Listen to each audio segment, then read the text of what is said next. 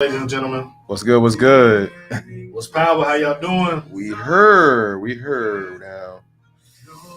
We appreciate everyone who's tuning in, everyone who's about to tune in, and everybody's just going to tune in after the results of the Super Bowl. Yes. We understand and we love y'all. Yep, we appreciate those of y'all who are here despite that.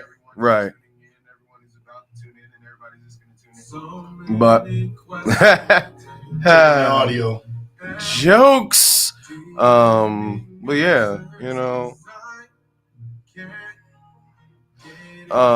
today we're gonna talk a little bit about love languages because I think it's just an interesting subject for us. There's 5 of them. Yes, there are 5. Let me go ahead and 8:01 p.m. Bruh. Had to. But I hate you so much. For those of y'all who may be new, if it's your first time listening, I go by the DarksKing poet. And I go by NeRo AnGeLo. I don't know why I choked halfway through that. That was weird. But this is the Black in a Minute podcast, ladies and gentlemen. Brought to you by Twyman Arts, as you can clearly see. Yes. If you guys are interested in any of the art pieces, by the way, that you see, definitely let us know. We can see about it. Yep, we can get you hooked up. We might actually post the website here in a second. Yeah, for sure. Yup. And once again, shout out to the people who are with us despite the Super Bowl going on right now. Right. Could have been anywhere else in the world, but you are here with us. Right. Most definitely appreciate it. I got to stop scrolling through Facebook. Somebody said them thighs on Mary J. Blige, though. Yeah. Bruh. I mean, she be stomping whole mud holes whenever she be performing, so I understand. Like, she's strong. Wow. She said no more pain. Y'all know I'm fried. I don't know why y'all question these things. I don't know why y'all question these things at all. You shouldn't. But I've just been keeping track of the score personally.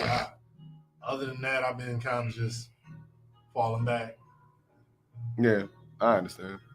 I haven't been following the games and stuff, so if I don't follow them, I never choose a favorite. So like, because then it just either feels like I'm either bandwagon in either way, or I'm just making an uninformed decision. Bro, listen, I'm putting to you like this. Yeah. It's only bandwagon if you don't really have like a good reason behind it. You can root for a team and not be a bandwagon fan. Okay. Because me personally, I'm rooting for Cincinnati. Right. Just because they ain't got no chips at all. I mean, I feel that. You know what I'm saying? That don't make me a fan of them. I can never say I'm a fan of the Bengals. Right. But I am rooting for them to win. If somebody asks me, yo, pick a team, I'm going with the Bengals, and that's my reason. I mean, that's fair. You're rooting for the underdog. I ain't mad at that. Certainly not mad at that. Might as well. I didn't even know the Super Bowl was in LA. So the fact that it's also in LA, yeah, LA losing LA, somebody gonna fight. Like they're gonna be salty in California. They're gonna be fighting. They're gonna be fighting in California. You don't understand, bruh. No, because I don't even know how they work that out like that anyway. Right. I don't know. I mean, I guess they got pulled like that. I don't know. Shout out those of y'all who are watching us. Yes, appreciate you. Please feel free to say what's up. Let us know that you're here. Let us know that you're with us. We appreciate you. Absolutely. Y'all be playing with my little soundboard too, so y'all let me know how that sounds too. Yep. Kiki Nikoru said, "Hey, hey, Kiki. How you doing? Check out what I'm wearing though. You see it. I wore it today. It's a great hoodie, sir. Yes, it's a wonderful Christmas present. It ain't Black in a Minute hoodie. Shameless plug. Oh, but it's still a great hoodie in its own right. But I ain't gonna hold you. Hold up. Lord. Look at this man. Look at this man. I got the shirt though. Look at this man. I do got the shirt. Look at this man. Gotta pull that mug out like Superman. Let's get it. Hey, sorry. It's just cold. Sorry ahead of time for everybody who had to hear that thunderclap. Because y'all know we got these shirt mics, so I know it picked that up. And there it is. I don't know what to tell you. But yeah, man. I think this is hey Nick, period. Exactly. Period. I should have moisturized my beard today. That was probably more information than you needed. But that's okay. That's another thing, because I know we building up people, but man, can we talk about the plight of people with beards when it comes to like, you talking about the sand hoodie or you talking about the Black in a Minute shirt? Because yeah, You know, You need you to should definitely get one of these. you should get one of Definitely those. these. I mean, this is dope. You should get dope. one of those. You need to get one of these though. Right. What's up, Magic System?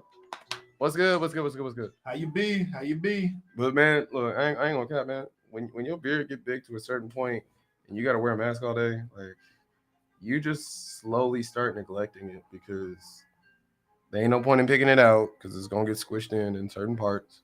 There ain't no point in moisturizing it because then it's just gonna get caught all up in the thing. You need to And she said, "Yeah, I already got the Black and the Minute one." Oh well, you need to blessings. Well, wear it. Wear it. Yes, wear it, please. He looked at the mic because he wanna make sure you heard it. You're on dirt. But You on complete dirt. That's funny. What was I gonna say? Oh, bro, you need to. You should invest in a beard straightener. Telling you now. You have said that. I might, man. It'll take your beard game up to a whole nother level. Especially because your beard is more fuller than mine is. Right. So I know how it does mine. I ain't gonna cap. I wasn't really. I low key forgot that it was growing, and I kind of was just like, all right, cool. And now I'm just like, it's at a point where, like, I picked it out. I was like, ooh, okay, let's go. For those of y'all who just joining us, we will get to the topic around the 8:15, 8:20 mark. Y'all know how we doing. These are the preliminaries. You know, we get the little ish out the way. This is true. Hope y'all enjoying Black History Month / Black Future Month. Yes, indeed. Black Future. But look, y'all know I'm dramatic and we crazy. That is not the thing. I don't know why it's doing that. But anywho.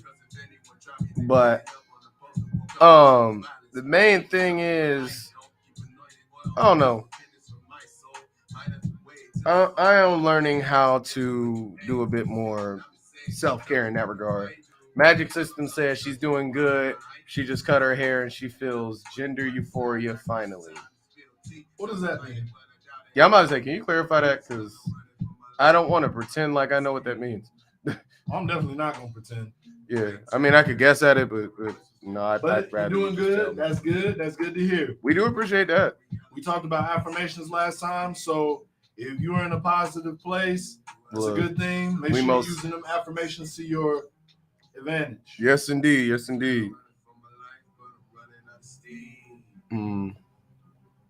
May as well put this out. I'm gonna go ahead and put in. She said, Kiki Nikoru said, I think she talking about the TV show.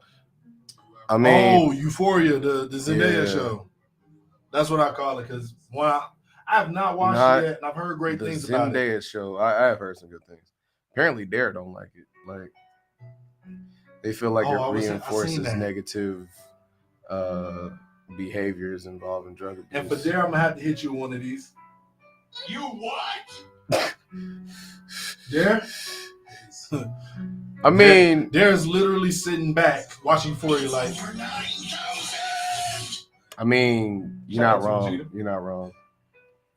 The Prince, I was gonna say the King, but he stick to being the Prince. It don't matter. But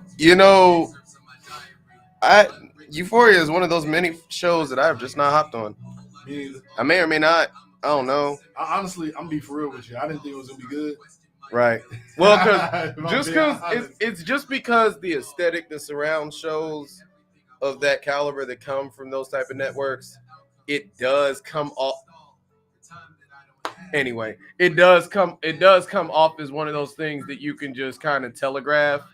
Oh, no, not that. Gender euphoria means you feel better gender-wise for trans and non-binary people. Okay, that makes so much more sense. All right, cool. That is great. Yeah, I know if you were talking about the TV show or you were talking in those terms. So, do you identify as non-binary or is that why you said that? Just trying to make sure we understand. Right. While she's answering that, this man gonna say that Euphoria is porn with a story. But say what? Javar Madison has entered the chat, but that's all you need to know. Oh Lord. That's all you need to know. Oh Lord. And yes, we're going crazy with the soundboard. Look. Oh yeah. They shouldn't have gave us that type of power. I don't know why they did. Stop it. No true words have been spoken. No cap. But you know, on a random note, because one thing that I like about the fact that I get to work with kids is also the fact that, okay, I'm a gender fluid part of non-binary. Okay, cool. We're gonna have to have an expansion on that because that is something that neither one of us understand. Javar said it's a good show. Just know you will see dicks on the screen a lot. You see what? Because HBO does not care. Nani? You mean to tell me Shake It Up Zendaya is in the presence of naked? Shut up, Nick. Anyway, let me shut that down real quick. I'm gonna chill. But yeah.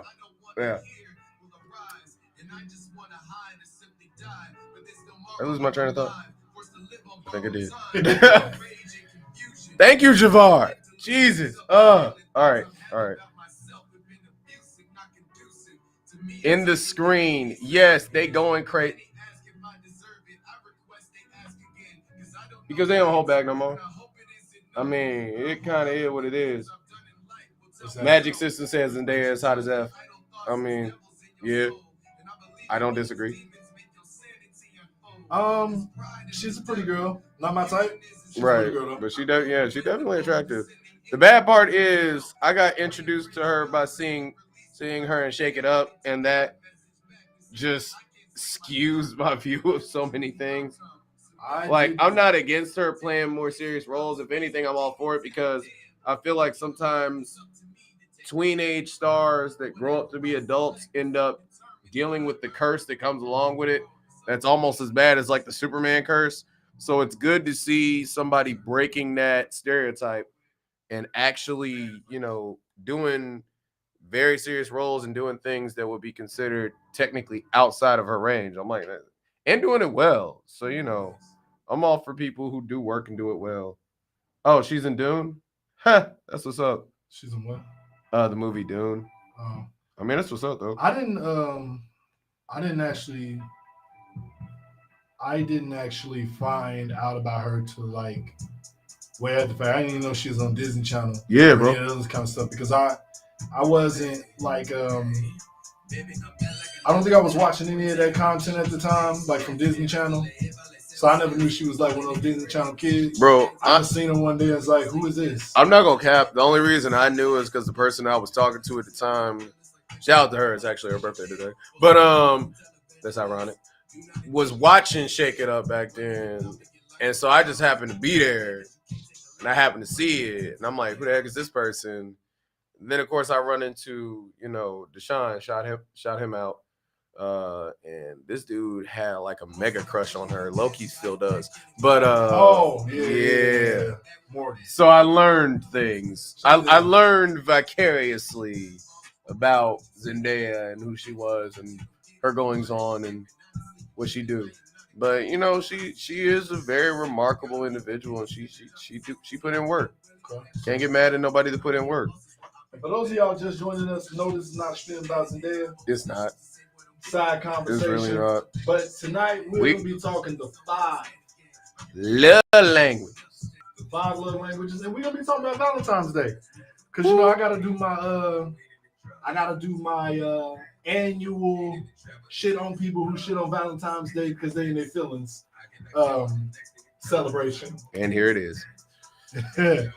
But if you guys are watching this right now, what are y'all doing? Make sure y'all like, comment, subscribe. Definitely help us fight that YouTube algorithm. Because y'all know they be playing. They be beating us down with impunity. But no cap. Facts. I mean, it's just truth, man. You ain't lying. You're not lying, son. Facebook algorithm just as bad, but I mean, it is what it is. Javar said, I'm not in my feelings, but F Valentine's Day. All right. I'll get to you in a minute.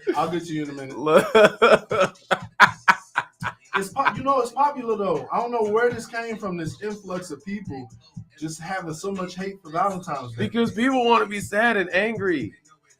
We grew up with emo kids. Like the real emo kids that hate everything. Here's my thing. and they're grown now. Shout out to my boy. He does not fall in this category. Yeah. So this is not to you. For once. A lot of people who hate on Valentine's Day happen to also be single. And can't nobody not tell me there ain't no correlation. So I get yeah, you choked a little bit when you said that. Hey, boy. Can't nobody tell me there ain't no correlation. Look. But on top of that, like, where did this come, this whole, like, people just Uber hating on. It's so easy in this day and age for people to just group hate things. You know what I mean? Yes, like, actually. It's so weird. It's the reason why we all grew to hate One Direction without ever hearing a One Direction song. Bruh, I don't even hate One Direction, but I've only heard that one song. And I don't have any other reason to listen to One Direction. Right. Yes, I don't hate / dislike it, but I'm spoiled. Show me love 365 days a year, right? Who said that? Kiki Nikoru. Man. It's the fact that she said, but, ... I'm spoiled. Show me love 365 days a year. Look. You should look on my face. Are we going to do this? Apparently. We won't do that shit for Thanksgiving. Apparently. We won't do that shit for Christmas. Nigga. I want Thanksgiving food 365 days a week. I want gifts every day like Christmas. Bro. I didn't understand that. Bro, I didn't understand either, Google. You will be fat, broken, and Google. Bro, if that happens, you will be fat, broken, entitled. All in one. No. We're not even using logic in this shit because I swear to you. Actually, that might happen to you if you do have Valentine's Day 365 days a year too. So you know what it reminds me of? When Jimmy wished, that was like or not wished. Oh, he like hypnotized everybody and thinking it was his birthday every day. Oh yeah. I mixed up Jimmy and Timmy for like a split second. That happens sometimes. Admittedly, I ain't gonna cap. Like, but yeah, man. Like, I mean, they both be manipulating the situation. We don't really need to. So, right? You know, wishing is OP though. Wishing is OP. It's OP. It's too OP. It's more OP. But then again, it still has checks and balances, so I can't get too mad at it. It's more OP than being a genius. Somebody said, Kiki Nikoru said, no, I said, show me love. Not that you have to buy me something every damn day. Oh, that they show love. Okay. I mean, that's cool. Nah, but you know what? This is why we talking about love languages, because I don't mind being the type of person, like, I can range violently between being a chill person that'll kind of leave you alone, but you know I'm there, to being a freaking bugaboo who wants attention. So I ain't gonna cap about that. Furthermore, I'm not even gonna cap about those y'all that. hating on Valentine's Day. Y'all know damn well y'all get love on more than just Valentine's Day. Oh God. And for the people who don't, I'm sorry. I don't know what to tell you. And I hate to do this, but I don't know what to tell you. Get some help. I'm sorry. I want y'all to get some friends. You know, I want y'all to go out there and meet people. And get some show some love. Shit, right. Half the time that be the thing. Half the time motherfuckers be mad because they don't feel like they get love. Yeah. And no shade. But, sometimes it's a matter of you not showing love to get the love that you feel you deserve. That's true. I mean, callously demanding affection is not going to do anything for you. Like, honestly. Because especially if you over the age of 5 and you over the age where you should understand that you are not going to receive instant validation every single waking moment of the day just because you ask for it and feel you deserve it, it's not going to do you any good to act like that. Like, entitled behaviors have no place in love. I don't like to make points about this generation because I think a lot of those points are tired. And I also just think that a lot of it is just... They're half-truths, honestly. They're less than half-truths. But I think it's a lot of exception to the rule type logic that people be spewing with them. Yeah, but, on both sides. Yeah. I think part of the reason, like I was saying earlier, that I hate the whole, this whole anti-Valentine's Day narrative is because I'm also noticing that within this day and age, especially amongst millennials and younger, especially this Gen Z crowd, there seems to be a lot of AntiEmotion. Yeah. And like, you know what I'm, if you notice that, I'm not here's the weird thing about it. It's a strange dichotomy because it's low-key a contradiction because you're right. It's anti-emotions, but at the same time, when I want to express my emotions or when I want to receive emotional validation, I want it now. So it's a vulnerability problem. Yeah, because I want to be vulnerable, but I don't want you to touch me while I'm vulnerable. But I want you to respect that I'm vulnerable. You did like it. It's contradictory because the truth is, it's like I want to be vulnerable, but I don't want to be hurt. So you don't want to be vulnerable. No, I want to be vulnerable, but I don't want nobody to tell me that I'm tripping. It's like, what if you are tripping though? That ain't for you to say. It's like, all right, well, look, I don't know what to tell you. So, and that's what we're dealing with a lot of. It's one of those things. It kind of goes back to the concept that nobody wants to be wrong. People want to live in an idealized situation where they are never wrong, no matter what they do, where nothing is ever their fault, where nothing is ever something that they have to take full or even partial responsibility for. And love and affection and validation are not excluded from that. In fact, it's one of the main things that people will not accept responsibility for either giving or taking.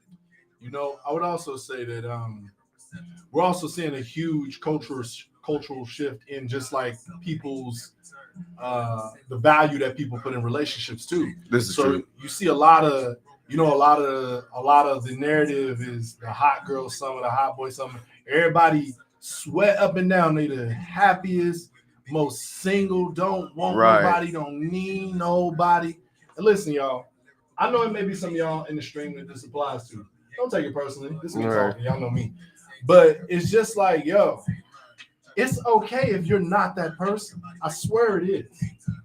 I swear it is. Yeah. Because, you know, and this is my personal opinion, I'm pretty sure, as far as I'm concerned, that not only are humans, that multiple people exist for the sake of socializing. I also believe that about procreation. This is just me giving my own personal opinion. So when it comes to those dynamics, you know, you might have to clarify that part. We ain't gotta act. No, I said what I said. We ain't gotta act like, you know what I'm saying. We don't have to be so anti-people. Yeah, like it's to the point that it's just like it's kind of annoying. It's like, look, it's like I get that you don't like people, but you don't have to make a point to people that you don't like people. I don't like people. I don't like showing them up. Like, okay, I don't either, but I can still deal with people. Like, you know what I mean? Look. There's a difference between, and I promise we're gonna get on topic, but no, this is it is because it ties in later. But like, there's a difference between a preference and behaviors that associate with that preference and a mature response to something you don't have a preference to. In that, my way of saying, you ain't gotta like people to be able to deal with people. No. Liking people is not a prerequisite for you to be able to functionally deal with people like an actual adult. That is not an excuse. It's one thing when kids do it, and honestly, kids are being forced, and I see this. Kids are being forced to deal with adult level problems that the adults can't deal with. Can I say something on the note because you brought up kids? Yeah. Do you remember being a kid when Valentine's Day came around? Kind of, sort of, yeah. Do you remember how like there was definitely not an emphasis on like having romantic relationships, but basically showing love to people? Yeah. You remember that? I mean, yeah. Look, do you notice that? Because it was low key. It was never one like. It's like, yeah, you might want to shoot your shot and be like, yo, I want this girl to be my Valentine because I'm feeling her. But at the same time, you ain't gonna be beat. Like, you might be a little beat up, but you ain't gonna die if she's like, nah, G. But not only that, like the way that the environment was set up and the way the structure was set up was, you better give everybody a Valentine card. Precisely. You better make sure that nobody in the car. Look, you better make sure that nobody in the class doesn't have a Valentine Day. It don't have a Valentine. Like it don't matter if you like them. look. It don't matter if you like them, if you don't like them, if they male, female, opossum, don't matter. You better make sure if they in class, they better feel included and better feel like they can still enjoy Valentine's Day without having somebody. So it's like, all right, yeah. And I brought that up because I noticed that when people specifically talk about their hatred for Valentine's Day, right, a lot of it is rooted in relationships, specifically romantic relationships. And I was like, there used to be a time where you could have a Valentine. And they ain't had to really, right. They have to be somebody. Y'all ain't have to go together. Relations with, no. If anything, y'all just kind of went together that day. Like you just kind of shot your shot, or you just wanted to show some love to somebody. Right. Now, usually you was trying to shoot your shot. Yeah, and usually it was someone that you had a likeness for. Right. But even then, like. It wasn't going. You didn't have to be in a relationship with him. Right. It wasn't like 8-year-old me is gonna walk up to whoever it is. Right. But she know. Look. Like the J. Cole song. Just know she knows. And I know she knows. She knows she knows. So if she want to come see me later, after everything with Valentine's Day, cool. All right, cool. If not, better luck next time. It's cool. Like, but at the same time, it's not like, oh, I gave you a Valentine Day. It's like, I gave you a Valentine. You accepted it. We go together now. Yeah, we go together now because I gave you a card that my mom bought at the store for $2. No. I gave you a card because it's Valentine's Day, and I don't know, I thought you was cute or whatever. So, that should be where it's at. You know what I'm saying? It shouldn't be no thing where it's like, all this pressure on having to do something. Like, honestly, if it don't come natural or if it doesn't kick in like, I should do something nice. One, I don't necessarily agree with the idea that there's something wrong with you if nothing clicks. But at the same time, I also don't agree with the idea of forcing it if it doesn't click. Of being like, well, it's that time. I have to go get something. I have to go do something. Because now you've made it into a chore that you already didn't want to do. Well, that you were already aloof about to begin with. You hadn't even thought about whether or not you wanted to do it. Now you don't want to do it, but now you feel like you are obligated to do it. So now you're not even doing it for the right reason. So even if the person like it, you're gonna be instead of being like, oh, I got this thing for you, you're gonna be like, you're gonna be expecting her to be like, well, where's my thing? Be like, oh, well, here it is. Oh, thanks. Did you get this shit today? Like, you know what I mean? It should never be like that. It should be like, oh, you got a thing for me. That's what's up. I appreciate that. And you be like, yeah. It just popped up. That's why I'm just like, y'all, look, can we try to keep the same energy? Right. If we're gonna look at it like that, especially like with the holidays. Right. Can we try that? Well, and see, this is actually a perfect segue into the 5 love languages because some of these discrepancies we have are actually associated with that. So we're gonna go ahead and pull that up right quick. Drop it on us. Right. And so we wanted to link these things because there are gonna be some of y'all. Let me link this too real quick. There are gonna be some of y'all who you do choose to participate in Valentine's Day. Right. Participating every day afterwards. I gotta say that. Right. But you might not be familiar with the 5 love languages. Right. And you might not be familiar with the logic or any of the information or the science behind like what this is. Right. And we want to talk about it because we feel that this will help you guys in terms of direction. Yeah. In your relationships, and by relationships meaning connections with humans, not romantic ones. This might help you with friendships. Right. Because it can be applied in those situations too. Right. So this is just one that I got from Psychology Today. I wouldn't be especially picky because pretty well the love languages are pretty self-explanatory. Oh, bro, they got a site. Yeah, but I mean, I'm a hop on that probably in a little bit if you could shoot that to me. But actually, shoot it to the chat and I'll click it. But according to the author Gary Chapman, there are 5 love languages. Our love language describes how we receive love from others. They are words of affirmation, which is saying supportive things to your partner, acts of service, doing helpful things for your partner, receiving gifts. We just talked about that. Giving your partner gifts that tell them you were thinking about them. Quality time, spending meaningful time with your partner, and physical touch, which is being close to and caressed by your partner. Each of us differs in the way that we receive love. By learning to give love in the ways that our partner can best receive it, and by asking our partner to give us love in the ways that we can receive it, we can create stronger relationships.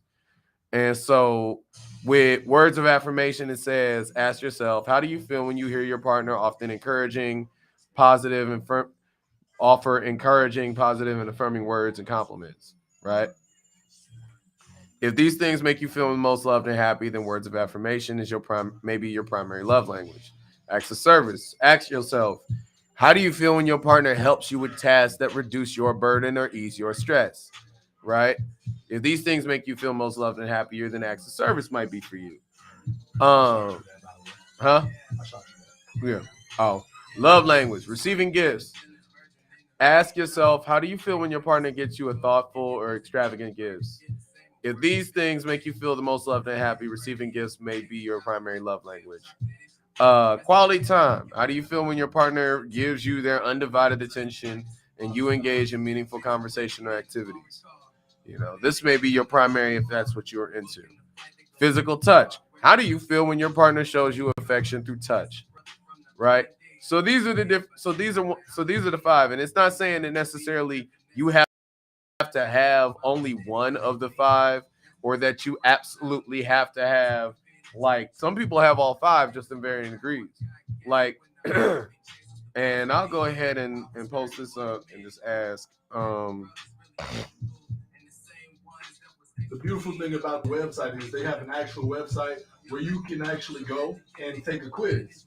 And based off the answers, it'll give you a percentage breakdown of what is most likely your love language in terms of priority. Of course, you may have elements of all, and it will reflect that, but there is one that you may prioritize over others, one that's more valuable, more meaningful for you. And as NeRo read earlier, these are just ways to strengthen relationships. Right. It's not specific to type of relationship, but relationships, associations with people. Right. So it doesn't have to be your boyfriend. Right. You know what I'm saying? It could be a friend. It could be Right. a relative. You can have as much rooted. It's not as much rooted in romantic relationships. No. It is the primary focus, though. I think sometimes that's the problem too, is that we deeply root things when it comes to relational love versus just straight up agape or straight up what you call it, like straight up the honeymoon phase, and like carnal love where it's implied that you want something out of it or whatever, you know what I'm saying? Like that is only one aspect of love. And I think actually on this channel we've talked about brotherly love before. Yeah. So, it's one of those things where you have to think about it as these are benefits that you would be willing to receive from anyone. Yep. From anyone, right? And you can, like I said, you can take the quiz yourself just to know these things about yourself. Yeah. Maybe beforehand if you're still single. Right. You can do it for those purposes too.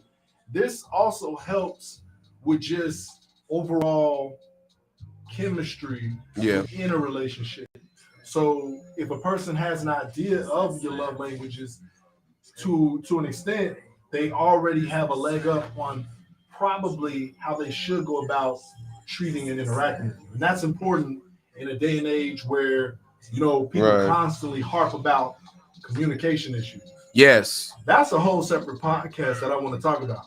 Because I don't think that it's communication per se that's the issue for people. No. And I think the reason, or the fact that it's part of it. It is part of it. I think the fact that that's a very common thing that people say, I think it actually basically leads to something more. But I'm gonna say my opinion on that. Yeah, because that might be something for another. Oh, it is. Another it day. Is. But realistically, like, I guess we can start. What would you personally see as your primary love language?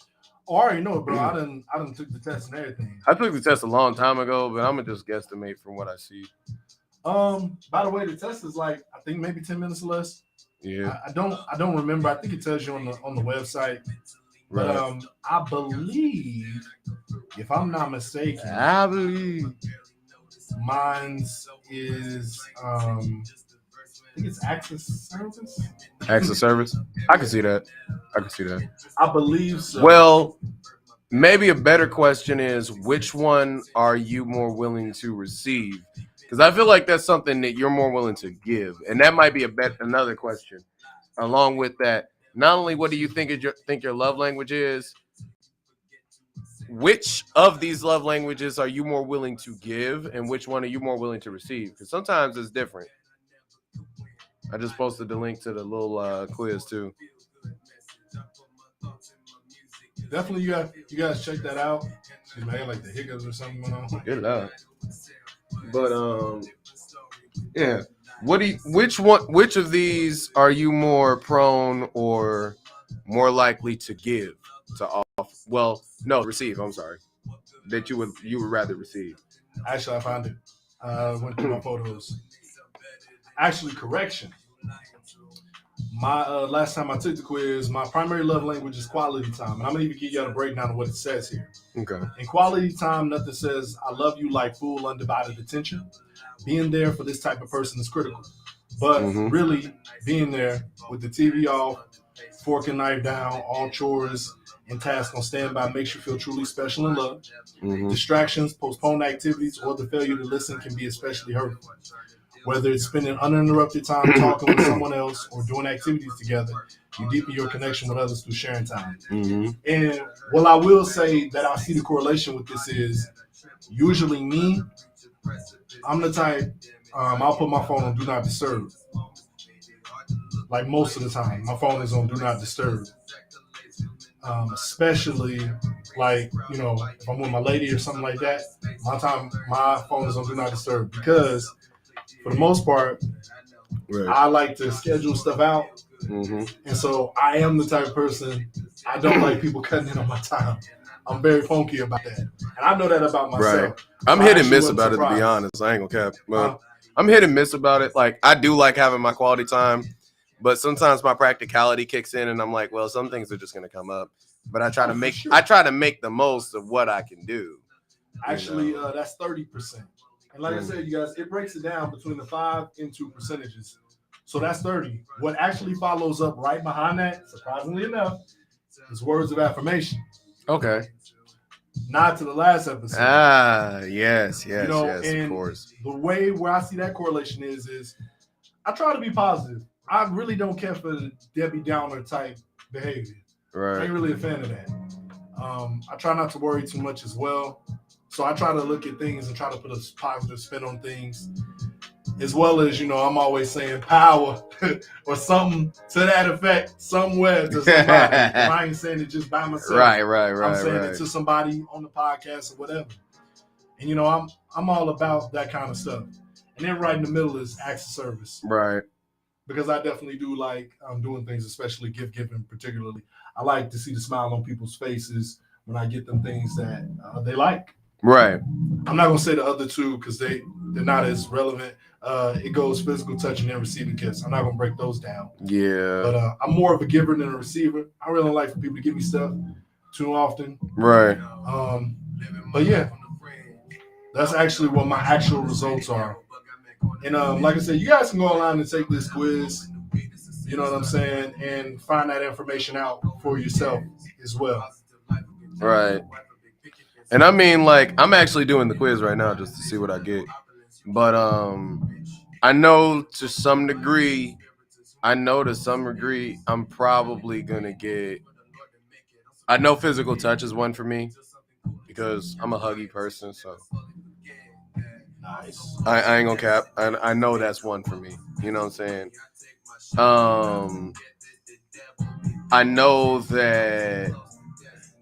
I know that words of affirmation is a big one for me. And this is just from my own personal experience. This is not even the quiz or anything. This is just me because I'm going to tell y'all my results end up being on the quiz. But for me personally, I know that physical touch and words of affirmation are two big ones.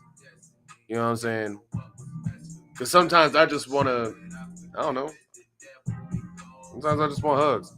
Sometimes I do just want to be talked to and encouraged. Because I mean, because of what I do, like the things that I have involved my life in, it does sometimes it is draining on your psyche. It's draining on you, and because a lot of things that I do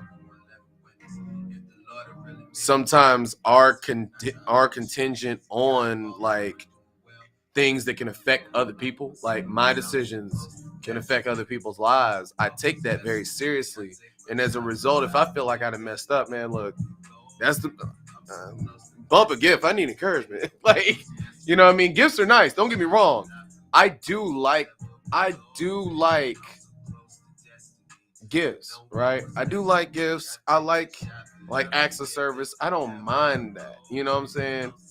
But for the most part, honestly, I just want hugs, kisses, positive words. I like honestly, like I don't feel like I need a whole lot, and I know a lot of people say that, like, and you know what? To be honest, for me, that's not a whole lot.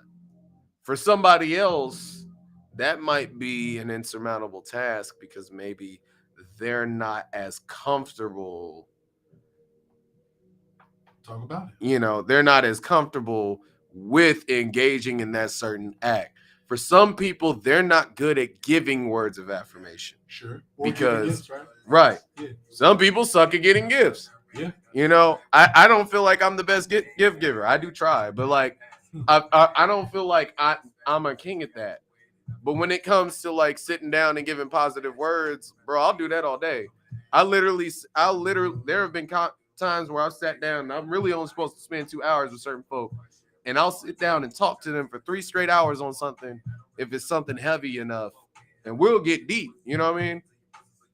Because that's something I do, you know what I'm saying? Like, so for me, positive words, I understand the impact of that, right?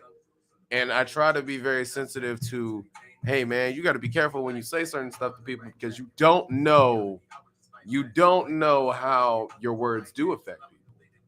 Hey, for those of y'all who are just tuning in, NeRo's currently actually taking the quiz right now. Yep.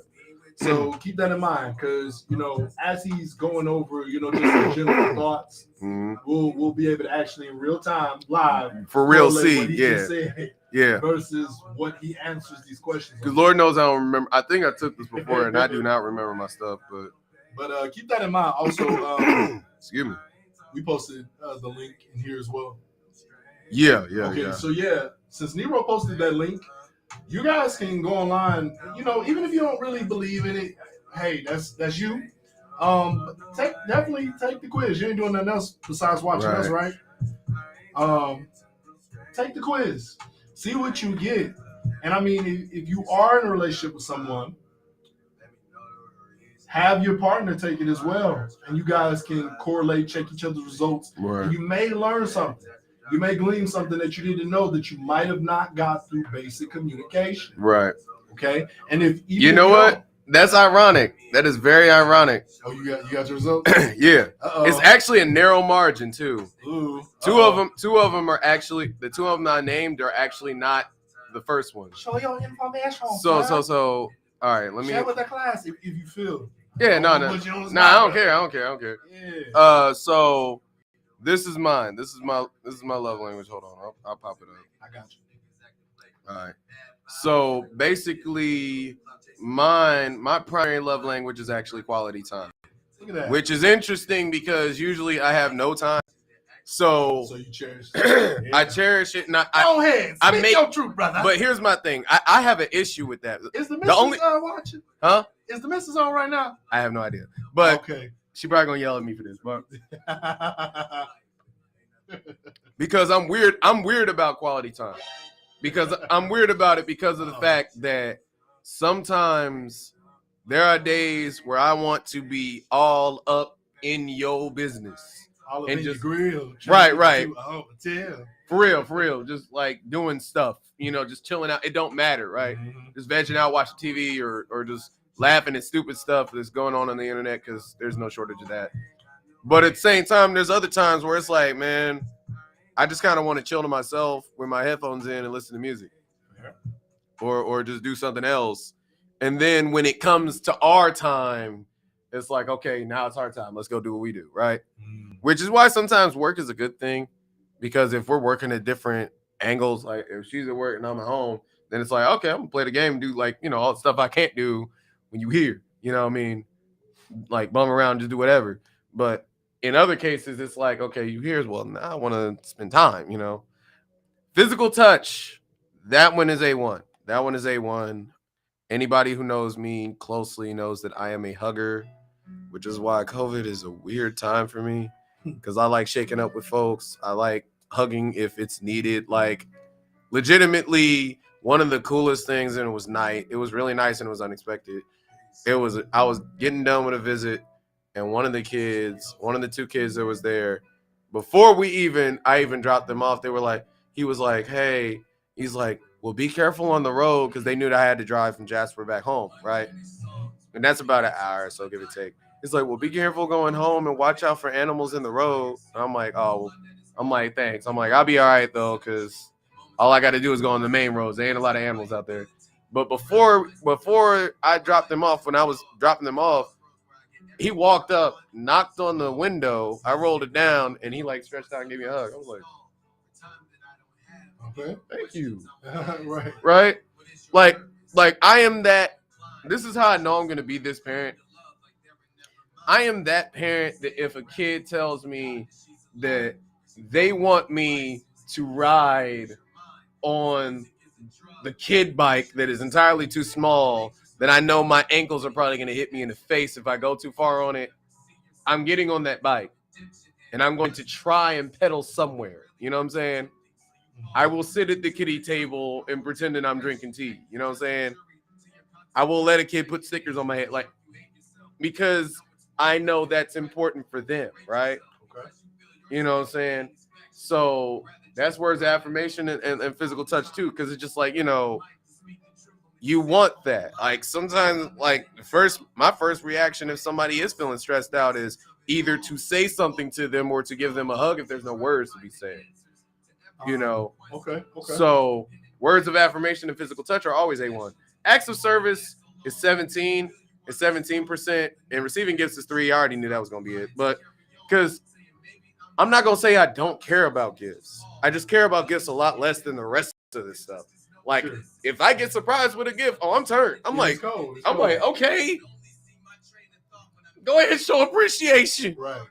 I'm with it. Look, that makes me feel it does really make me feel special, because I'll be like, you ain't even want no gift. You know what I mean? And, I think that's the one thing I do like about receiving gifts is when it's like something you don't expect, something you didn't even ask for, because it's like, for me? Right? Like case in point, this was something kind of like that. This hoodie was something kind of like that. So I was like, okay, let's go, But acts of service is important, and I can see why it's 17%. Like, it's way above receiving gifts, because for me, I live a busy life. I know that the people that I've been with, because people in our age group, we live busy lives. Sure. We don't have time. We have things to do. Right. And I tend to be attracted to women who have things to do. So, as a result, if you do something nice for me, knowing full well I'm tired, or I go out of my way to do something for you because I know full well you tired, I feel like that is a big thing, because it's like, you ain't got to bother with me right now. Right. I know you have stuff to do. I know that you have a life. There are things that are involved in that. But at the same time, there have been times where I've gone out of my way to do something for somebody because I understand that it might be something that would help or benefit them. You know what I mean? Currently charging. So that makes sense. What I'd like to add is communications. Yeah. The 5 love languages really helps for gaps in communication. Yeah. If y'all don't believe me, try it. I promise. You don't know what you're missing out on. It does make a lot of things make sense. I'm not gonna front, because it made a lot of things make sense for me as to why sometimes I felt like, because when you don't understand what another person's love language is, you will think that you are doing something that is like high tier, and think you're giving your all, and to them it's not because you're not doing anything, but because that's not the thing that they want from you. Yeah, and basically in the most respectful way, it's not appreciated or valued the same, in the sense of how you. It's not as high on the hierarchy. It's not as high on the hierarchy. It's not on there. The scoreboard's different. Right. For them, it's different. So especially when we talk amongst men and women. Right. But because with me, I don't really care if you give me a gift or not. Yeah. But I will randomly think and be like, oh, that would be something that somebody would like. I might get that. Yeah. I'm gonna go do that. You know what I'm saying? Like, but I don't expect it back. I mean, I don't really care. If I get it, cool. You know what I mean? It's lovely. Icing Right. on the cake. But otherwise, I eat the cake without the icing. Right. I'm hungry. But I actually, because of this, the love languages and just communication issues amongst, folks in relationships. And even if you're not in a relationship, if you've ever said or felt like communication was an issue that still applies to you, I have a recommended read for y'all. This book has really opened my eyes so much that it's been the slowest but most enjoyable read that I've had. I've been reading it for almost 2 years now. Right. It's a book called Men Are From Mars, Women Are From Venus. Oh, yeah. By Dr. John Gray. Okay. That's Gray. I am going to put it in the chat. Some of this stuff may come as, first, second nature to some of you. Right. But I swear there were things in this book that I hadn't thought about before that opened my eyes. Right. I'm still reading it. It's that good that I want to take it piece by piece, and I've been taking it piece by piece at my pace. It's the only book that I can really say to a degree that I have read to completion. Stay with. Yeah. But since the 48 Laws of Power. Look, but you know what? The interesting thing is, that because a lot of us as men, we grow, some of these love languages we learn, and some of them we don't naturally, just because of who we're around, right? Especially those of us who were around older men when we grew up. A lot of older men default primarily, if you think about love languages and you think about the list that we just gave you, they default primarily to, and I'll just pop this back up just for context. I don't know if they can see can you see my mouse? Yeah. You can see my mouse? No, okay. Here's the main two that that older men mostly will default to. And that is change receiving with giving gifts, and acts of service. I think giving gifts basically falls under acts of services. I would say, well, specific, and it's really just those main two. And the reason being is because acts of service is seen as what? Providing. It's provide. Yeah. You are doing something for the sake of the family, for the sake of your loved one, for the sake of your lover, whoever, whatever, right? And then, of course, receiving gifts, that's the icing on the cake. So the acts of service is the cake. The receiving the gifts is giving the gifts is the icing on the cake. And a lot of young men who were our age got taught that that's what you do, right? Those of us that listen, that's what we were taught. That's what you do. You do things for your lady. You take care of her. You take care of her, and you give her things that she wants or things that you think she wants. Don't even wait for her to say nothing. Go get something, right? The problem is that's great, but that's only 2 of 5. So where the quality time dies off because you too busy doing this, you too busy working in order to provide these two, right? In order to provide these two. You want this, but you see it as a gift because you see it as something that you deserve for engaging in acts of service. You don't know how to say words of affirmation because that's not a practice you engaged in. You feel like your affirmation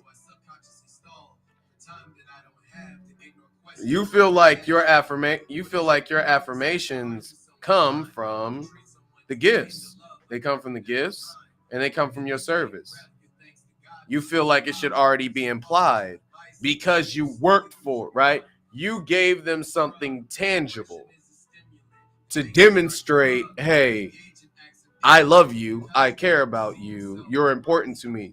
Therefore, I work those 12 to 16-hour shifts. Therefore, I buy you all kinds of stuff. Therefore, I slip $100 in your pocket when you ain't looking, which is nice. But when you don't have those first three, sometimes these two, not saying they mean nothing, but they mean a lot less when you don't have the top three. I think what you're getting at also just highlights that, the gaps in communication Yes. and understanding that can exist. And, since we're men first, we can definitely talk at least from that perspective. Right. I do think that these gaps in communication, of course, as we know, they happen in both directions. Yes. But, for the sake of agreed who we are and our, our sex, we're both men, we're males, and we can speak from that perspective. Right. And so, that matters. That definitely matters. And that's what I think is one of the best benefits of this. And the reason why we decided to even couple this particular subject along with Valentine's Day, because for the people who are against Valentine's Day, there is a point in the general sense that, yes, some people do make Valentine's Day the one day when they do it all, right? Right. When they are the present person. Right. When they're providing the quality time or receiving gifts. Because it's the big ticket one. Like physical touch or, any of those five, right? Right. Some people do wait to that day to put on their best foot forward. Right. And those, in all actuality, if we're being completely honest, those are the bottom of the barrel of said relationships. Yes. And they do not, because we have to know that part too. Right. They do not and may not make up the overwhelming majority. No. But of course, when that is you, and then somebody of course, it may feel that way. Listen, bro, I remember. Right. It wasn't even Valentine's Day. I remember one time I was preparing to do some stuff for someone I was in a relationship with. Right. And I literally remember another young lady telling me all her boyfriend gets her is candy. Not for special occasions, like just in general. Yes.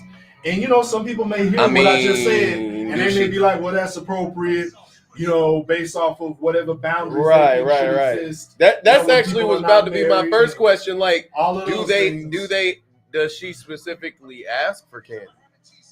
Is that something that she asked him to do? No.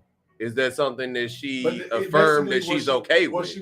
What she was communicating was that's essentially all he provides. And so, and that's an example where, of course, there's a gap in communication. There's a gap, a huge gap. Yeah. And don't get it twisted. When we talk about gaps in communication, as we know and understand, communication is a two-part equation. Yes, which means you have to satisfy both parts of it. Right. Which means you both, to some extent, are not doing your job. Right. Collectively. It's a collective effort. Right. No matter what nobody want to say. It is a collective effort. Oh, absolutely. Because sometimes you got to meet people where they are. Yes. I know a lot of people don't like that. But what you have to understand is everybody isn't where you're at. And talk about communication. And the biggest thing about that I do want to harp on, because I know it'll get brought up, is I like that you said you got to meet them where they at because of the simple fact. Oh, side note, Rams won the Super Bowl. Well, Praise the Lord. Well, my nephew finna be turned up because he was rooting for him. Hold on.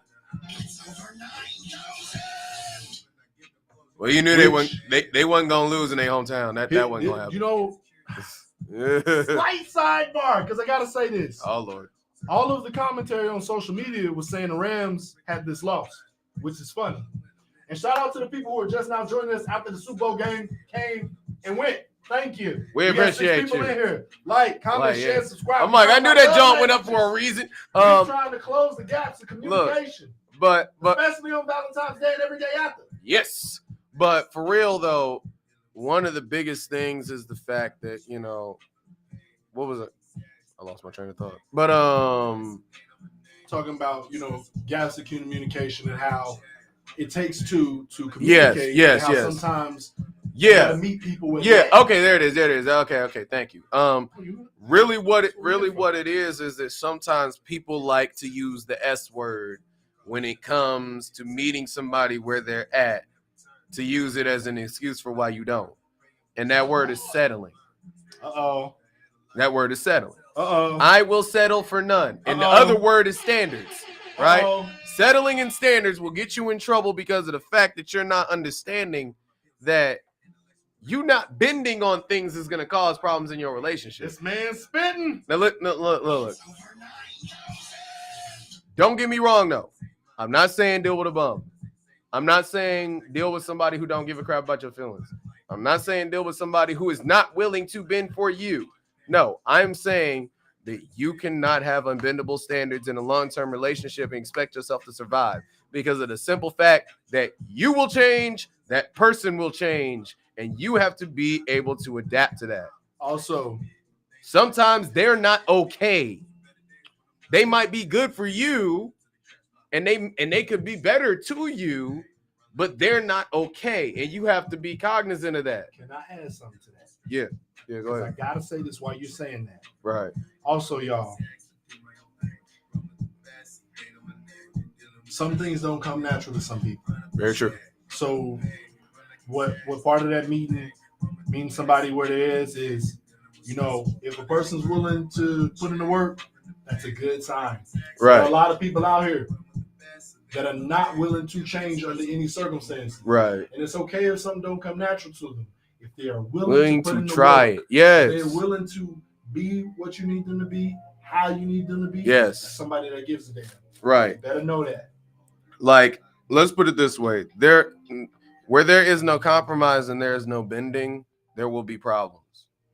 You know what I'm saying?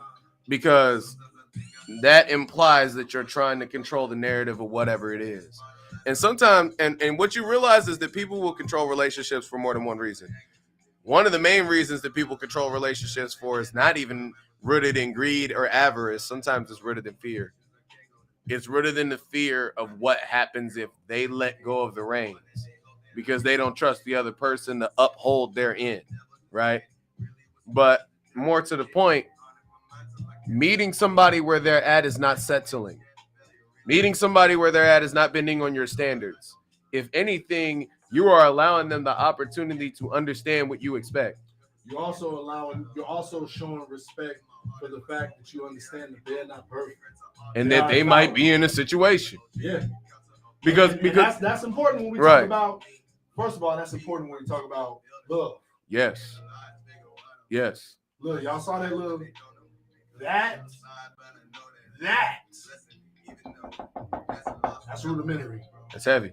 Yeah. And literally, sometimes you just have to talk, because one of the biggest things that I've personally dealt with is if it's a situation where one of the things that I've lacked in the past is the quality time aspect. Because I got so used to scheduling my life that I thought, okay, if I pop in for 2 hours and go, or if I pop in for 30 minutes and go, then that covers my time. That covers my time slot. You a time slot now. And I'm not saying that to be rude. I'm saying that because I'm being realistic about where I was. Sometimes I still have to get out of that, because sometimes you do start treating people like time slots. It's easy to do in the world that we live in.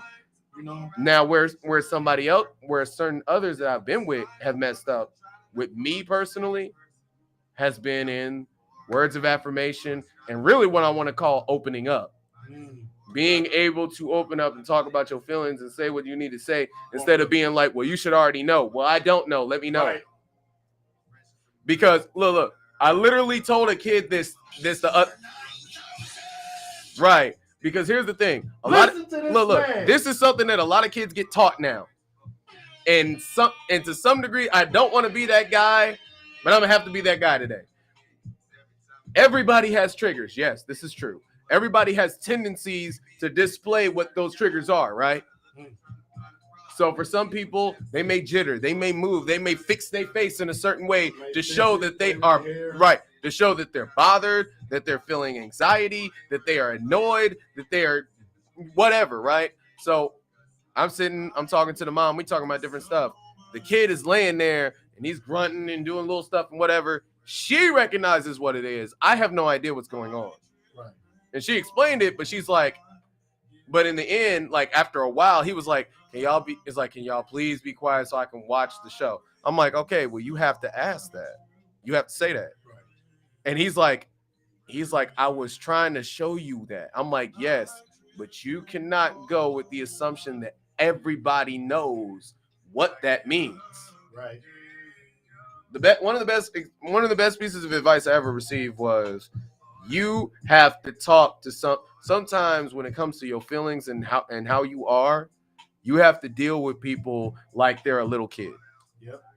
Which means what? You have to make the assumption that they will not that there are some things about you and what you do that they will not inherently understand unless you explain it.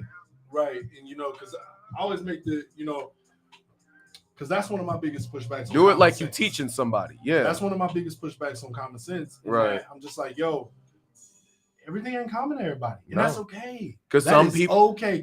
Because some people's environments work. Right. I don't fucking know everything in the world. Nope. And the people that taught us didn't know everything in the world either. We gonna miss some things. Yeah. We gonna miss some things. Right. Men, women as well. You have to be more forgiving to your partners. Whenever they miss stuff, yeah. That don't mean you let everything fly, but guess what? Once you make something clear, you now have created a platform for accountability. Mm-hmm. Now you can hold somebody to something. Because they can't say that they don't know. Right. You've broken it down for them. Right. And sometimes people need breaking down. And see that's the biggest thing. That's the biggest thing for me. When it was made clear to me that, hey, you're not spending enough time, you're not doing this, you're not doing that. Did it change instantly? No. But from that point on, I was able to be held accountable for it because I knew what it was. Yeah. Right? So in cases where it's like, okay, you don't talk to me, you don't communicate with me. There were so many times where I didn't say that, and I'm sitting there like, yo, what is this person on? How do they not get that I want attention, that I want to be talked to, that I want to be around them? How are you not? I'm sending the signs. I'm sending. Look, I'm God with the burning bush. It's on fire. The whole forest is on freaking fire, and you don't see it. And sometimes they won't. Look, and that's why I like the five love languages. Right. Like, y'all. Hey, who? I think Drake or somebody had that line. No one long quote Drake stuff, but it's like.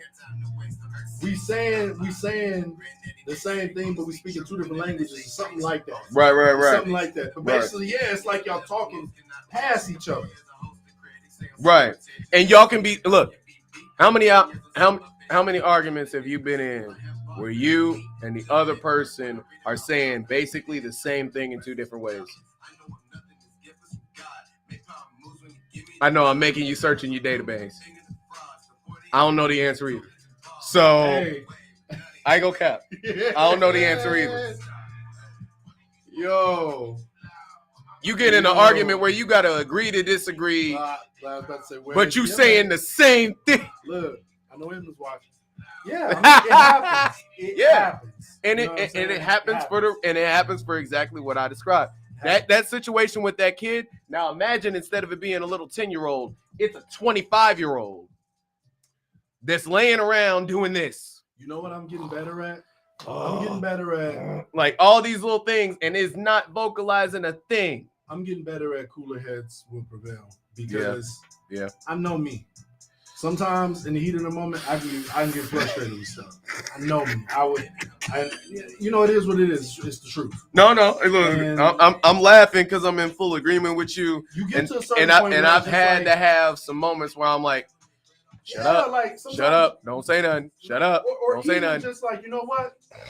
We have both said everything that we can say. Yep. We've said everything. And we ain't getting nowhere. Yeah. But and it's like, you know what? Okay. Like, you know what? At this point, because we've said everything and there's nothing else to say, right? For the sake of just moving onward, we need to end this conversation. But you know something that my boss told us. He was talking about professionalism, but he was also talking about like dealing with patients, and this can apply to this too. Is have you ever been with somebody where everything is sunshine, rainbows, gumdrop, and ice cream for like 3-4 months, and then out of nowhere you get hit with the freight train? In that you go from everything is right and everything is perfect to everything you do pisses her off. Everything you say is annoying. Like sometimes it ain't even you, right? Look, sometimes it's not even you. They're just in a bad mood and they're showing you every bit of what that mood is. They don't want to talk to you. They don't want to be around you. You know, all these things. And what's the first thing you think? What's the first thing you think in that situation? Well, first of all, I think, what did I contribute to this? There it is. And look, here's the thing. Here's the thing. Energy, yeah. Here's the funniest thing. It has nothing to do with you. Oh, man. Actually, in a sick way, it does. And you know what it is? They don't want to tell you. No. It's not that. It's not that. Okay. If anything, when you walk up, you be like, all right, I'm gonna see you later, right? You be like, all right, I'll hit you up tomorrow, whatever. You know, let you go do your thing. Go ahead. Do you count that as a loss or a victory in that situation? Oh no, that's a loss. Oh no, it's not. Why you say that? It's a victory. Teach me. You know why? Because they have just shown you some part of their real self. Okay. That means because most people have issues with what? Trust and vulnerability. Okay.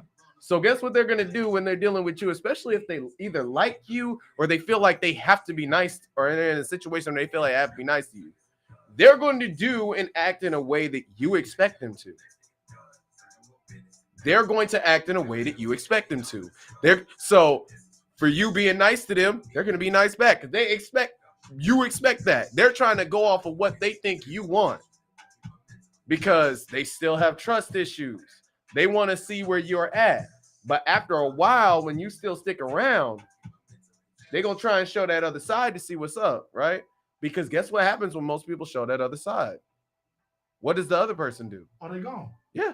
Oh, yeah. And so especially if you're dealing with somebody who has that type of trauma where everybody leaves every time something happens, when you back off and be like, all right, I'm going to see you later, and you come back later, now you're going to start to see more.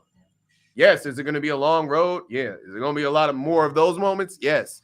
Because what they're doing is they're trying to determine whether or not they trust you with themselves versus that's the end of the honeymoon phase. That's what we don't realize. That's the end of the honeymoon phase because now I'm showing you what I really am. Okay. You know what I'm saying? Okay. They're trying to trust you with who they really are to see what you'll do with it. Come. Yes, to see what you'll do with it. That's the litmus test. The true colors come. Yeah. The flaws, all yeah. The flaws, all the stuff. Look. Okay. Because what is one thing? Look, because what is one thing you notice about anybody who's been in a long-term relationship, talking about like parents and all that other stuff? As nice as they are to each other and as sweet and loving as they are, if you sit down with a couple that has been around each other for a while, and then sit down with a couple that's only been together for maybe a year, and you ask them, it's like, what's some things you like about your partner? They can both give you a whole list, right? All right. What's some things that get on your nerves about your partner? The one that's been there for a few months to a year, they are going to try their best to minimize everything that person does. I mean, well, you know, he kind of do this and she kind of do that. And she kind of do this thing with her face, you know what I'm saying? But it ain't that deep, right? Somebody who been together for 20 years, oh, this nigga be getting on my nerves, bruh. They be like, I've been waiting for this, bruh. He be wearing drawers with holes in them.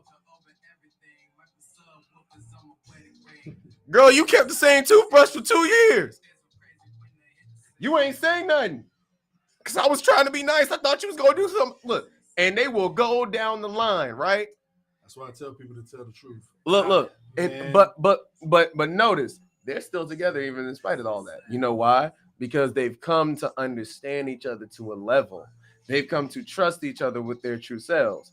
Doesn't mean that they don't get on each other's nerves. You mean they're complacent? That too.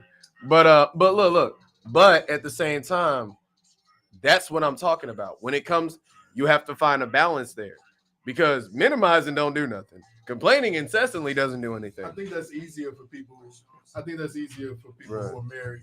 Yeah. But also, see, that's the other thing about marriage, though. Mm-hmm. Just a slight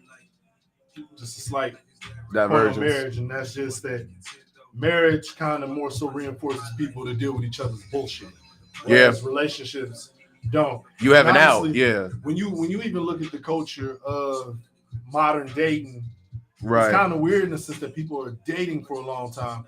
Where when you go back, 40, 50 years ago, this dating thing wasn't really a thing. Like, most people were arranged married. They courted. Or they courted, which was basically short-term dating, real short-term dating, not this, I've been in a relationship for years with somebody without a commitment and I'm living with them and all of that. I got kids with them and all of that. No, people was, first comes love, then comes marriage, then comes the baby care. Yeah. And it was just like hearing that growing up. And it's just like, you know what? Right. When you look at the statistics and stuff, like everything points to that being the way.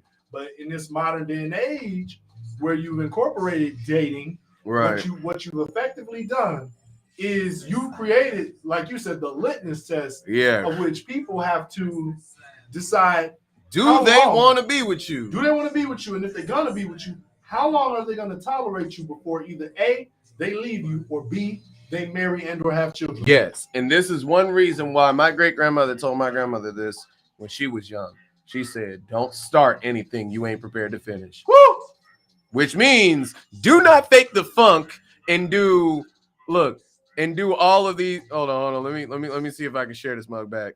Look, do not fake the funk and try to do everything on this list just because you think somebody will like it, knowing full well that you might do this, you'll want to do this all the time, and you ain't got none of this, and you definitely too broke or too cheap to do this. You know what I'm saying? You giving 100%, you giving 120% just to go back down to 20 once you got them. Like, and that's a problem that all people have, because we all want to do what? Put our best foot forward. Make sure that they think that I'm the one, because there might be 5 others out there that can do more than I can do. They got more money than I got and got more time than I got. But I won't, can color coordinate, do all that, right? No. But I want somebody. It's like, but I want them to see me as the prize. Okay, they got the prize. Now what? You know what I'm saying? It's a funny concept. I want, like, all the Disney princesses and princes. I would love to see a series like where are they now series for them, like 5 years in, to see how they still holding up. You know what I'm saying?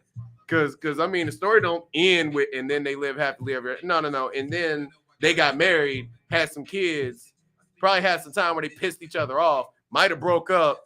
One of them got one of the kids, the other one got the other kid, and then they got back together. Then they went to go to another kingdom because they don't want to deal with that person. They had to move. You know what I'm saying? Lord. Restraining orders and all that, wars that happen. Look, I'm just telling the truth. Because a lot of times we sell each other dreams. We sell each other what we want people to see.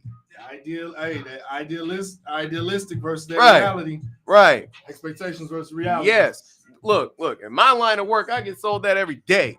And there's certain ones, they may get on my nerves, but I do appreciate them for being real. I had one dude, I kid you not, I was sitting on the couch. As soon as I came in, I wasn't even in there 5 full minutes. He was like, look, man, I'm gonna be real with you. He's like, look, I'm gonna tell you right now. I can't quote it, but he's like, look, I'm the realest mother you gonna talk to. I may not be the smartest, I may not make the best decisions, but I promise I'm gonna be the realest with you. I'm gonna explain exactly what it is you're gonna be dealing with when you come into this house. And when you're in, you're in. I was like, if this is what you want to do, this ain't gonna be no basic. This is just for your job to get your hours in. You're in now. You know, and that's how he explained it. I'm like, you know what? I appreciate that. Because look, and he always jokes around with me like, he's like, man, I know you hate coming here. It's like, you probably wish you could have a couple drinks before you get here. I'm like, bro, you good. But look, because here's one thing that I appreciate. I'd rather appreciate you telling me that you're, it's like, I'd appreciate you telling me that you a mess than you acting like a perfect picture and me having to find out you a mess. You know what I'm saying? Folk lie a lot of times. Like, a lot of times I have to sit there and be like, are you capping about this or not? You know what I'm saying? And that's the thing that gets so ugly. It's like, so even in a work environment, if that doesn't apply and that doesn't help anything, why do we think that doing that is going to help in a relationship? Stop acting like you Fabio when you know that you Frank. All right, look, you can be the best Frank you can be, bro. Stop trying to be something you ain't. If you know you ain't prepared to have $20 lunches and $40 dinners and $50 buffets every week for the rest of your life with somebody in high class restaurants and whatnot, stop doing it now. Hey, I'm also a firm believer. Like I tell people all the time. I mean, if that's your bag though, you fit in. Yes. Ain't no sense of arguing with people. No. Who think opposite of you, especially in terms of dating and relationships. You do not have to convince people that think differently of you. Find somebody that's on your same wavelength. Right. Start there. Or at the very least is willing to deal with you. That's that many less arguments. Yes. People be trying to force people to fit into their boxes because they want to be with them. Right. You don't have to do that. There's somebody that's more tailored to your liking. Not just preference. Right. Because so many things can fall under the umbrella of preference. Oh, usually, dear God, at least yes. in this day and age, a lot of times when people talk about preference, it's aesthetic. Yes. It's physical. Sometimes it's emotional too. Yeah. When I'm talking about preference, I'm talking about physical. Mm-hmm. I'm talking about emotional. Mm-hmm. Like all of that. You got to have a whole shebang. But we got so many people in this world. Right. That there's not a shortage.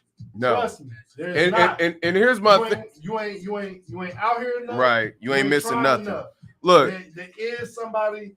There's somebody for everybody. I'm right. Damn. Look. And with that being said, on the subject of preferences, if you have a preference, you better be able to accept what comes with it. Because every preference comes with side effects. Yeah. Case in point, I'll use myself as an example. I get attracted to strong-willed women. Guess what that comes with? That means that every now and again that person may cuss me out. That person may yell. That person is not going to bend on certain opinions. There's going to be certain things that we got to hash out. There's going to be certain times where I got to back off and chill. There's going to be certain times where I don't get all that, like the coddling and the affirmation that I want. You know what I'm saying? But at the same time, I know that at the end of the day, that person got me. You know what I'm saying? And it's partially because of going back to these. Something may not be on that list for them in the same way it is for me. Does that mean that we're incompatible? No. It just means that we have to have an understanding of what you're dealing with. Look, here's the truth. When you go to work in any job, what do you do first? You go to training, right? When you go to training, what are they teaching you? What is the first thing that they teach you, or what is the primary concept of what they teach you? They're teaching you what to what. What to expect? What to expect, right? They are teaching you what to expect. They are giving you what the boundaries are. They are explaining to you, this is what is going to come up when you deal with this situation. What are you prepared to do? What are you willing to do in order to deal with this situation? And if you don't know the answer to that, you are in the wrong line of work. Or you need to figure out what the answer is before you get started. Because guess what? No matter what you do, no matter what you say, no matter what you think, if you think that for a moment that negative situation that is attached to that isn't going to come up, that'll be the moment it does. Javar said he tried to ease the hurt feelings portion by using himself as the example. No, sir. You drink their tears. This man is a mess. Hey, I use myself in an example because I can explain myself better than anybody else. You a mess. But look. But no, for real. I say that because it's true. Because it's true. You like the aesthetic. Look, don't get me wrong. The aesthetic is nice. You'll be like, oh, yeah. Yeah, she got her own stuff, man. She be working. She be grinding. Okay. I respect that. Then you get with her. And then all of a sudden you wondering why she yelling at you about your opinions on stuff. Then all of a sudden you tripping going, why she so mean? Why she like this? Because that's what makes that person that way. That's why they can work for themselves. That's why they can grind the way they do. That's why they can get what they want out of life, because they had to be hard body like that. They ain't gonna change just because you showed up. You know what I'm saying? And that's the other part. I think some of us get too pretentious in thinking that we can just change folk. Bro. You know, like seriously, do you know how pretentious you got to be to think that somebody gonna change their whole entire lifestyle because you showed up? I'll say this on that. Like real talk. Because I do want to say this on that. Right. I think an important distinction when we talk about like people changing is just knowing right from wrong. Yes. And truly showing, love and adoration for people. Right. Because, people aren't just going to up and change. No. But that's why I said what I said earlier. When you're dealing with somebody that's willing to recognize that they may be lacking in a department and that they need to change for the betterment of not just you but for themselves. Yes. Whoo! That's the one. That's different. That's the one. And everybody ain't built like that. Right. You got a lot of people, like what you said, they ain't changing for nobody under any circumstances. No. They just gonna be them. And they gonna tell you, you either deal with it or you don't. Or you get lost, yeah. Right. And I'm telling y'all, those people are probably red flags because we all go through shit. Mm-hmm. We've all been accosted. We've all been in a place of lack. Yes. And we've all been in a place of surplus. We've all been on the hill and we've all been in the valley. Pretending like you, and some people like to pretend like they never get out of the valley and like they never get off the hill. Exactly. And those people are the ones that usually end up very lonely. They don't want to be. Right. Because of the fact that you keep trying to pretend like it's something better. No. Face it for what it is, and if you don't like it, well, deal with it. Yeah. You know what I'm saying? Because, man. Deal with it. Folks be out here tripping when it comes to that stuff. You know what I'm saying? But, I mean, that's just what it is. You know what I'm saying? And I mean, that's literally just what it is. That's just part of it. You deal with whatever is coming to you. That's how it works, right? So one thing that I will say about a lot of old school relationships is that guess what you did? You got to know the family. You got to know the person. You got to know what their quirks were. They got to know what your quirks were. They got to like we do sleep on arranged marriages because honestly, we don't understand the concept of it. No, but because we didn't grow up in that day and age. Right. But if it's one of those things where you've been around this person since basically birth, you know what I'm saying? And you know how they are, and they know how you are, and they understand that, and they're willing to deal with that, you might end up in a better spot than somebody who just finds somebody. You know what I'm saying? Somebody else who just finds somebody might end up in a better situation than somebody who gets stuck with somebody. You never know what your specific situation is, but guess what? You can change it based off of what you do. Because what's one of the things you always say? Control the controllables, right? Exactly. Exactly. You are in charge of your own fate. You are in charge of what you can control. That includes your happiness. Yes.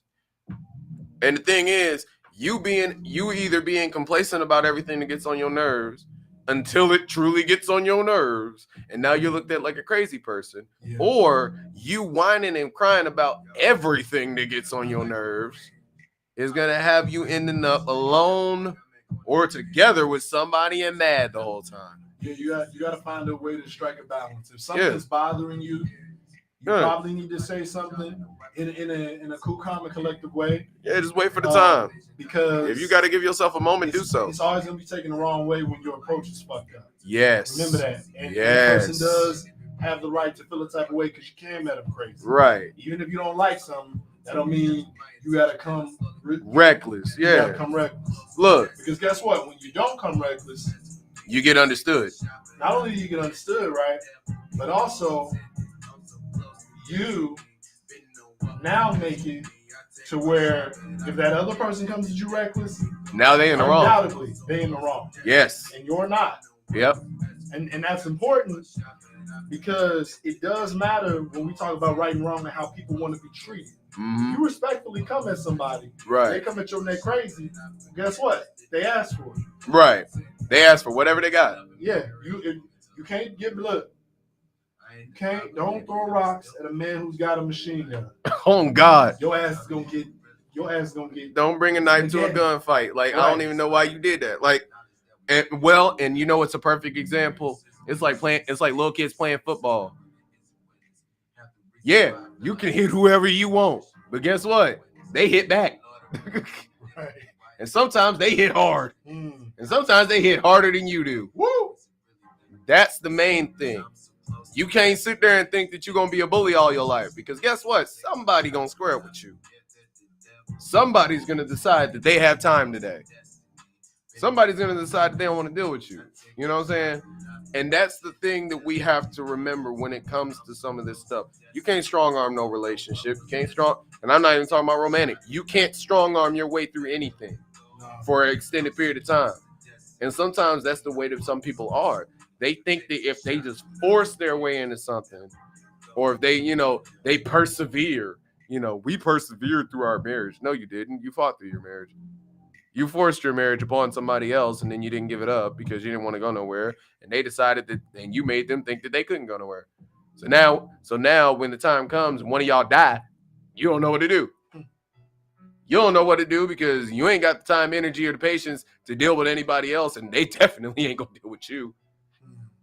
Or if you die, that person ain't got enough confidence or wherewithal to really find something because they don't think that they have it. You know what I'm saying? That's why you have some people that can get out of a relationship and do perfectly well by themselves, and they don't realize it. They don't realize it because they've never seen themselves in that light, and no one has ever given them their flowers for that. So as a result, once they get back into a relationship, guess what they go back to? Complacency. Because they were cool there. They were fine with that, right? Yes, enmeshment or codependency. Thank you, Paris, with the late swing. We appreciate you, Queen. We appreciate you. But in all seriousness, enmeshment. I like that word. I've never heard that word before. Snipers. Right. Man, hey, hold on. Yeah, because I'm gonna look. Yeah, either you look it up or I will. Because I. Oh no! I'm not gonna look it up. I'm gonna do this here. Paris Love with that 3-pointer. Enmeshment. Halfway across the court. We're gonna find that real quick. Enmeshment is a description of a relationship between two or more people in which personal boundaries are permeable and unclear. This often happens on an emotional level in which two people feel each other's emotions, or when one person becomes emotionally escalated and the other family member does as well.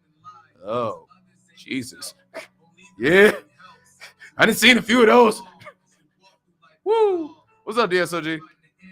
What's power? You missed some fun stuff. Yeah, man. Y'all coming in late. We appreciate the looks though. We actually gonna be wrapping up here shortly. I think we might have to have a pod about enmeshment. I'm reading about it right now, and Dog, when I say I see this every day, I see stuff like this in certain, like every week. I'm not kidding. Like, because, because I think enmeshment, if I'm saying it right, is actually something in terms of dealing with. Do you know today is a Black holiday, Black Love Day? I certainly did not, but happy Black Love Day, I guess. I did not know that. Hey, For sure, happy Black Love Day. Look. You learn something every day. I'm cool with that. I celebrate Black Love today, so Right. I was gonna call it Valentine's Eve. I think you celebrated Black. Yeah. Mm-hmm. So yeah, but because it looks like the first thing I see on signs of enmeshment, and we'll probably end with this, but I'm actually curious about this, is it actually refers to parents and children, and it says like lack of appropriate privacy between a parent and a child being best friends with a parent, quote unquote, a parent confiding secrets to a child, a parent telling one child that they are the favorite, or one child receiving special privileges from a parent. Yeah, that's heavy. That's heavy with that. Because yes, it's a lack of boundaries. It's a lack of understanding of boundaries, where it's just like, you think you can do whatever to them, they think they can do whatever to you until they can't. Right? And unfortunately, in this society that we're in, where people are becoming more sensitive to the subject of mental health, but unfortunately are also using it as a crutch to justify negative behaviors, there is no balance. And unfortunately, this is also being done with kids. Kids are not growing up like we did, growing up and getting to like age 15, 16, 17 and figuring out that they might be autistic, figuring out that they might be bipolar, figuring out that they might have seasonal depression or something of this nature. No, they're like 4 or 5 getting tested for this, being told to their face exactly what their chart says, and growing up becoming a walking petri dish of whatever the hell they run into.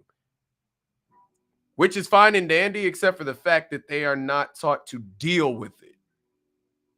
They are taught, in fact, in a lot of cases, through the inaction of parents, that it's something they don't have to deal with because it's something that is intrinsically part of them. You know what I'm saying? This is a part of me, so I don't have to deal with it because it's just me. Folks just got to deal with it. Yes.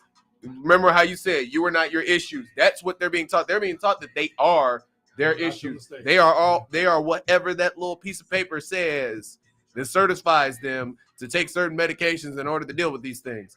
And I'm not saying that kids shouldn't be allowed to understand what issues they have, but they should not be allowed to affirm and confirm their identities based on it. Man, that's a whole look. That's all. So I think we really thank you very much, Paris Love, because we might use that as a pod.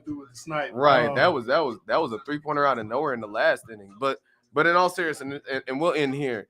But in all seriousness, the problem that arises with that is whenever you do have a parent that does try to eventually rectify that, or tries to do something to be like, okay, one of these behaviors and one of these conditions you have leads to a problematic behavior. Now we have to address that behavior. Now that we address that behavior, because that child is so familiar with you, because that child is so comfortable with behaving in a certain way, they're so comfortable in their mess, so to speak, talking like church folk.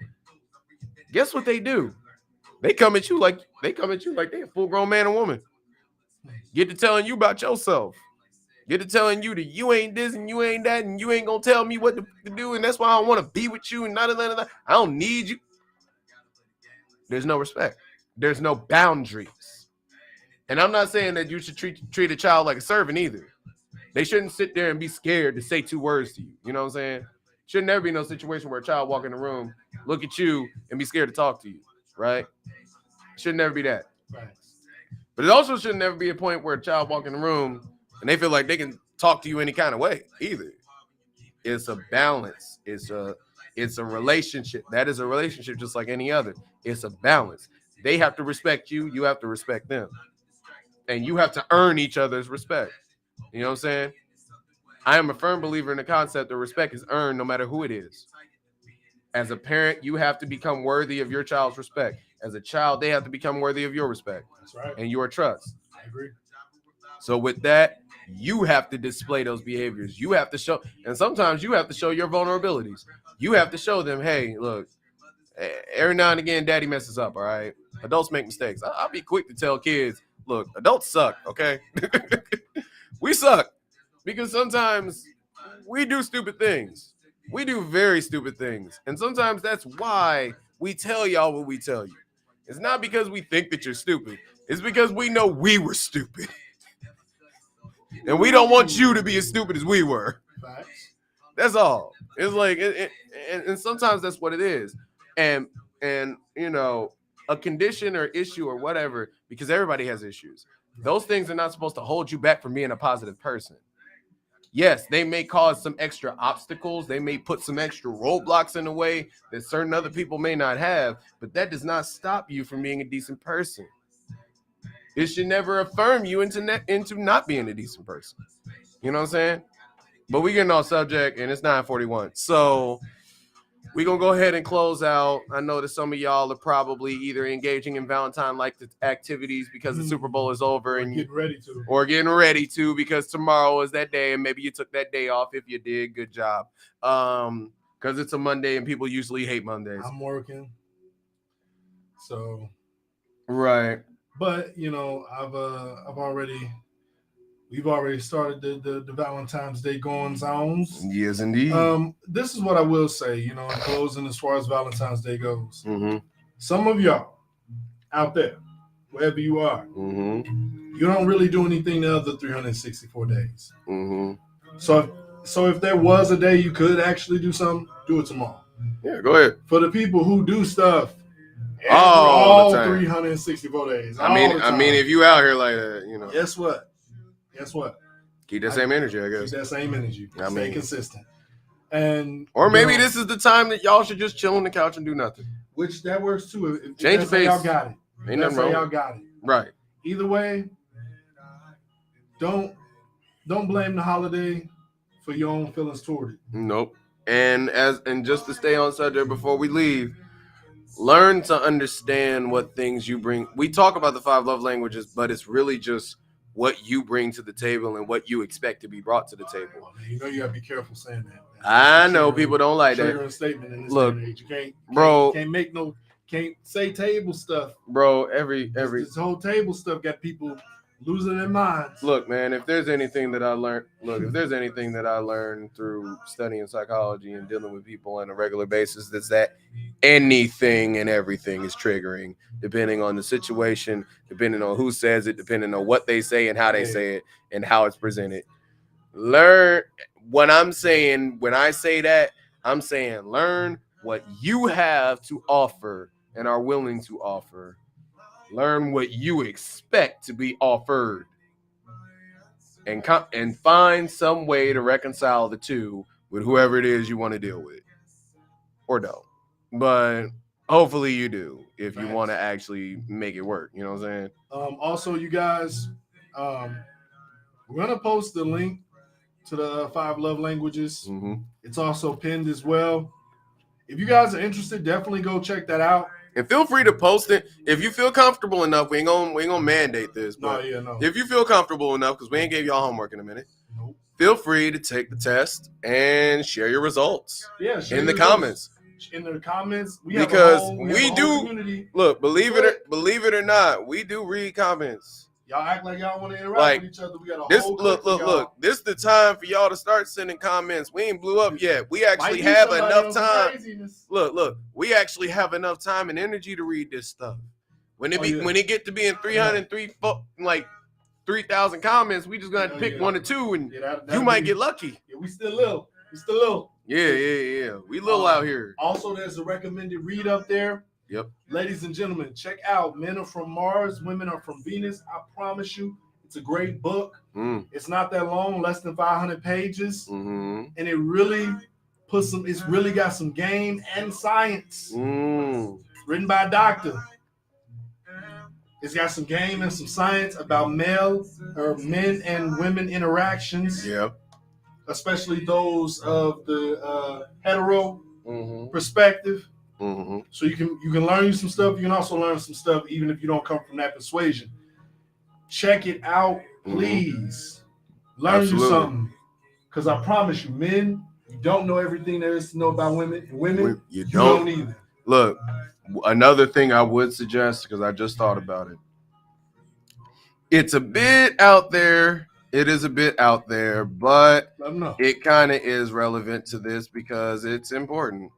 Because, I mean, love is part of this.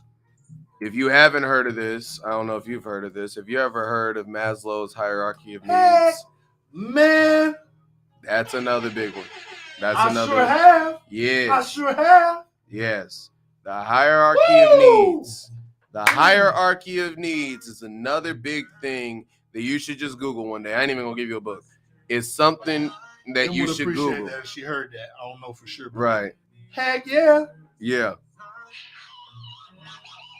Because they go, look, it's 5 of them. I don't know why 5 is just the magic number. But there are 3 categories that they fill.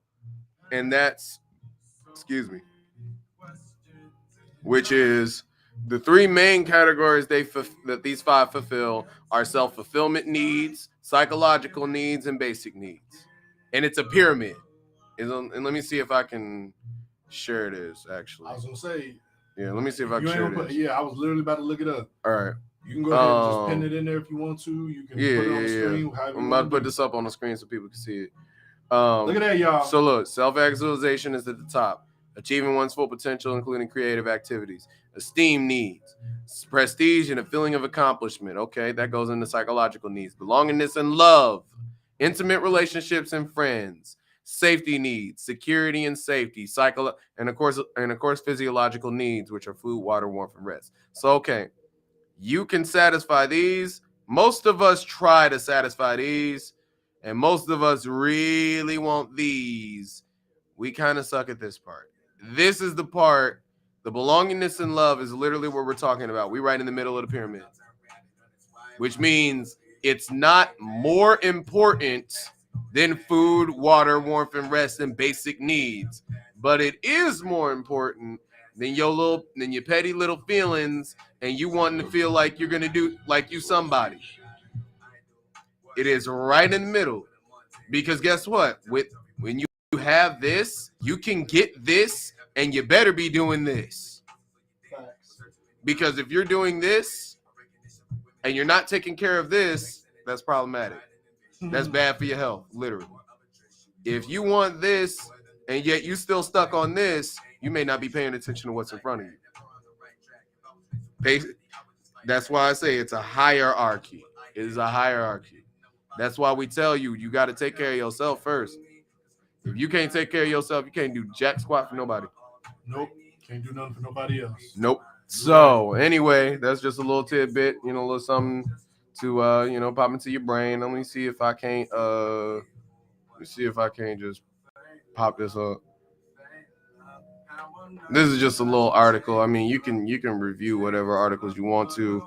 It's an EDU, so we should be good. But we got that stuff, resources from today that we've talked about. Mm-hmm. We also have them pinned for you guys as well. And this one was kind of a spitball, but still, it's a good thing to check out. But like we do at this time, this has been the Black at a Minute podcast, sponsored once again by Twyman Art. I am NeRo AnGeLo. And I go by the DarksKing poet. That's DarksKing with a G on the end. Yes, sir. And we would like to wish you a happy Black Love Day, a happy Valentine's Day Eve, Super Bowl Sunday, whatever you want to call it. Happy we want Black History Month. Yes, indeed. Happy as Black always. Future Month. As always. And we appreciate you. We do love you. And we want you to be the best versions of yourselves. That's right. So, without further ado, peace out. Power.